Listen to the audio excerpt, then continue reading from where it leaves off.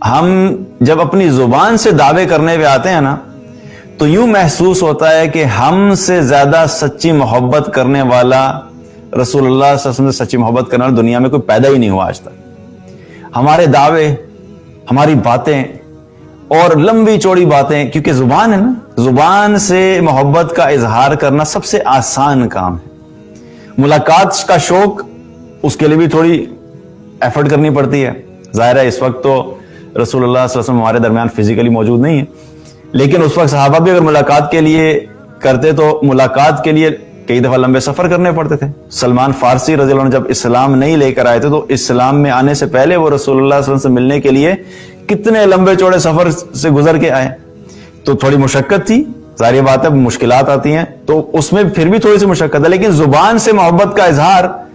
سب سے آسان طریقہ ہوتا ہے. تو چونکہ یہ سب سے آسان والا طریقہ ہے تو ہم نے اس کو پکڑ لیا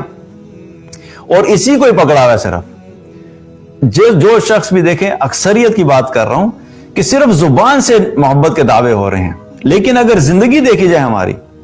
تو ہماری زندگی میں ہمیں نظر آئے گا کہ ہم اللہ کے رسول صلی اللہ علیہ وسلم کی زندگی کے قریب بھی نہیں. تو اگر واقعی اتنی محبت ہے، اتنے دعوے ہیں، اتنے بڑی بڑی باتیں ہیں، تو پھر وہ زندگی کدھر ہے، وہ اطاعت کدھر ہے، وہ اعمال کدھر ہیں جو اللہ کے رسول صلی اللہ علیہ وسلم محبت والے. تو کیا ہے کہ ہم اگر دیکھیں تو یہ وہ چیز ہے کہ جس میں ہماری محبت کا اظہار زبان سے لوگ بہت زیادہ کرتے ہیں. اور یہی چیز اگر دیکھا جائے تو خاص طور پہ جب ربیع الاول کا مہینہ آتا ہے تو ہمیں نظر آتا ہے کہ بہت سے ہمارے بھائی ہیں جو اس طریقے سے اس کو سیلیبریٹ کرتے ہیں. اور وہ یہ ظاہری بات ہے کہ ان کی جو محبت ہے اس کے اوپر آپ شک نہیں کر سکتے. اور یہ یہاں پہ میں ایک چیز کلیئر کر دوں، کیونکہ ہم جب بھی کسی بات کے یا کسی عمل کے بارے میں بات کرتے ہیں نا تو اکثر ہم غلطی کیا کرتے ہیں کہ ہم اس عمل کو چھوڑ دیتے ہیں اور اس عمل کرنے والے کو پکڑ کے اس کا ٹارگٹ کر دیتے ہیں. تو یاد رکھیے کہ جو مسلمان بھی جس طریقے سے بھی عمل کر رہا ہے اور اپنی محبت کا اظہار کرنے کی کوشش کر رہا ہے تو اس چیز کے اوپر تو ہمیں بالکل ذرا برابر بھی شک نہیں ہونا چاہیے کہ وہ واقعی اللہ کے رسول صلی اللہ علیہ وسلم سے محبت کرتا ہے. اسی وجہ سے اس کو جو طریقہ سمجھ آ رہا ہے اپنی محبت کے اظہار کا، اس نے اس کو اڈاپٹ کر لیا. وہ الگ بات ہے کہ وہ طریقہ درست ہے کہ نہیں ہے، وہ طریقہ کہاں سے آیا، کیا صحابہ نے وہ طریقہ کیا کہ نہیں کیا، وہ نہیں ہے، تو یہ ایک الگ بات ہے. لیکن کسی کی محبت کے اوپر کبھی بھی ہم شک نہیں کر سکتے اور نہ کرنا چاہیے. تو کیا ہے کہ اب جب یہ ربیع الاول کا مہینہ آتا ہے تو آپ دیکھیں کہ بہت سارے لوگ آپ کو ملیں گے. میں خود چونکہ بڑا کلوزلی جو ہے وہ ان جتنے بھی جلوس نکالے جاتے ہیں اور جو کچھ بھی کیا جاتا ہے تو میں نے بہت کلوزلی اپنے بچپن میں ان تمام چیزوں کو دیکھا ہوا ہے. اور مجھے ابھی بھی یاد ہے کہ جب میں چھوٹا ہوتا تھا تو ہمارے ایریا کے اندر بہت چلتا تھا ربیع الاول کے اعتبار سے 12 ربیع الاول کو. تو وہ بہت بڑی ہمارے لیے خوشی کا دن ہوتا تھا کیونکہ عید میلاد النبی ہم اس کو کہتے ہیں. تو باہر جو ہے وہ ایک مجمع ہوتا تھا، نعتیں پڑھی جاتی تھی، اب بھی ہوتا ہے یہ. تو مجھے ابھی بھی یاد ہے کہ وہاں سے میں باہر کھڑا دیکھ رہا تھا، ایک ٹرک گزرا اور ٹرک کے پیچھے جو ہے وہ مطلب ٹرک تو ساری سائڈ سے اوپن تھا، وہ ایک ٹرالر ٹائپ آپ سمجھ لیں. وہاں پہ ایک بھائی پیچھے بیٹھے ہوئے تھے اور وہاں پہ پراپر ڈرمز پڑے ہوئے تھے اور سر پہ ٹوپی انہوں نے پہنی ہوئی اور وہ اس ٹرک کے اوپر پراپر ڈرمنگ کر رہے تھے اور ساتھ نعتیں چل رہی تھیں. تو میں اس وقت خیر بالکل بھی اس چیز کا پتہ بھی نہیں تھا کہ